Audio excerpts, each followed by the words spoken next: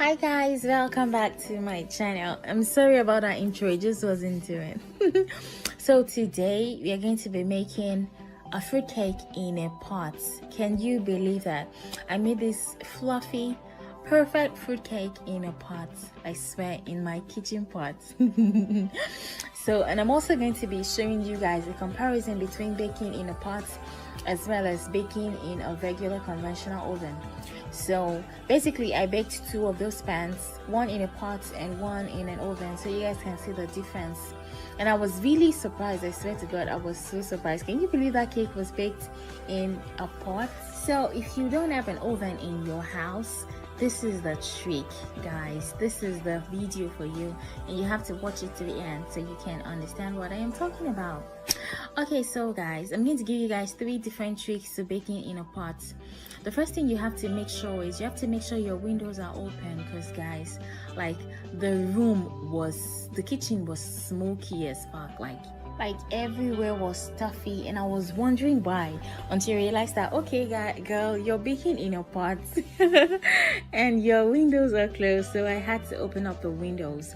And the second trick is, when you turn on the heat, you have to turn on the heat to high at first for the first 5 minutes while your pot is on the heat, and then when you put your cake inside the pot, you should reduce it to the lowest, the barest minimum ever. Otherwise your cake will burn. It will like caramelize all around it, but the inside would not be done. So you just have a really hot pot and then reduce the heat so you can bake gradually.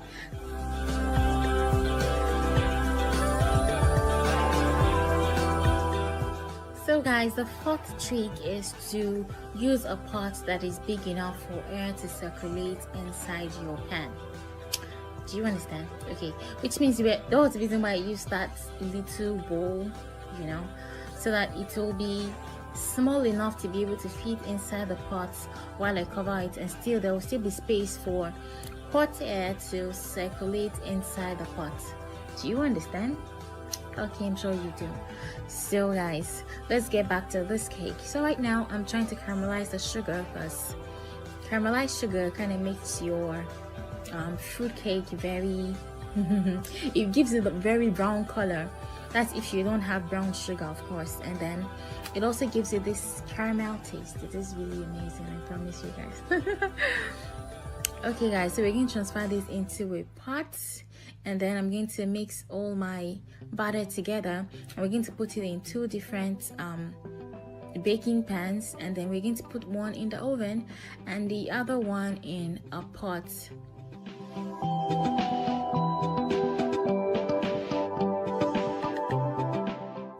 So guys, it's time to make the batter for our cake. So we're pouring our 4 egg yolks into the bowl, and then 250 grams of butter, melted butter of course, and then we're going to stir that together, and then we're going to add to that our caramelized sugar. It's important at this stage to stir really well, because you want the caramel to melt in the butter and in your wet ingredient basically. And then we're pouring in like half a cup of kefir, and then stir it really well. So now it's time for our dried ingredients. So we need 2.5 cups of flour, and then you're going to stir it well. It's important that you don't overstir, because when you overstir your cake, it kind of beats out the gluten, and you don't want the cake to be tough. You want it to be crumbly and nice, you know, and spongy. So, and then to that I'm going to add a tablespoon of baking powder, a tablespoon of baking soda, a 1/4 teaspoon of salt, and then we're going to stir everything together. And then the last thing we're going to add is the fruit. And don't forget, we marinated this fruit in some orange. I know I didn't say that, but I hope you read it on the screen. In some orange, like I squeezed some orange into it the night before so it could soak, because I didn't want to use alcohol. So now our whipped up egg whites. So we're going to fold this in gradually in 3 batches. The reason why you're folding it in 3 batches is because you want it to still hold up the, you know, the volume. You don't want to deflate the old egg whites that you bake, so you should fold it in 3 or 2 batches if you like. So this one I'm folding it in 3 different batches, so it can be really nice and fluffy and voluminous. The reason why I'm doing this is because normally I don't bake my cakes this way, but I'm doing this because I'm going to bake one in a pan and in a pot, and I want it to give it as much as I want to give it a lot of chance to really rise. And I don't know, if you bake your cake this way, like you're already like helping it rise because of the air you already beat into the egg whites. So that's the reason why I'm doing this, because it never goes in the pot. So let's see how this goes, guys. So now I'm going to transfer the batter into 2 different pans, the same pans, and I'm going to try to fill them at equal lengths as possible, because I want to see which one bakes first and how it bakes and which one is better.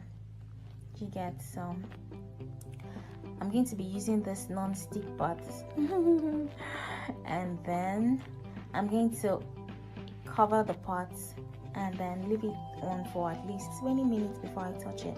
And make sure to reduce the heat to the lowest possible.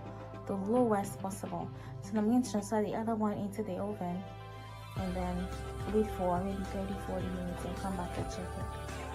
So guys, this was 42 minutes later. It's so funny. The other cake I baked in the oven was baked within 24 to 27 minutes, but this one took around 40, almost 50 minutes. And it's important to note that the first 20 minutes when I opened the pot, like the outside was brown but the inside was still not done at all, and the whole place was full of smoke. So what I had to do was to open the window and reduce the heat. And I think this cake is done. See, the knife comes out clean. And then it is drier. I think it's a little drier than the other one, and it is spongier. I don't know how, but like I'm so surprised. Like seriously, it is drier and spongier than the one that was baked in the oven.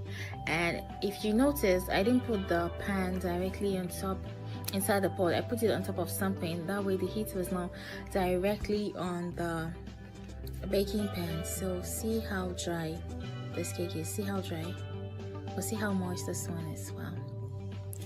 Okay, so guys, I'm going to take it out of the pan and show you guys how the look on the inside. So we're going to slice it open in the middle, so to be perfect. See how spongy. So spongy. Okay. So guys, we're going to cut this cake in the middle and see what it looks like inside. So let's see. Wow. Still very hot. Then look at this one. This one already had time to cool down. Like, some is moist and just, you know, chilled. But the other one is drier and spongier, but they're still very perfect cakes. See, this was one I baked in the pot. See how spongy it is. Like, guys, if you don't have an oven in your house, you can bake in a pot. Definitely bake in a pot. So give me a thumbs up and subscribe and tell me what more videos you want to see. I hope you guys learned a few things. Thank you guys for watching, and I'll see you in my next video.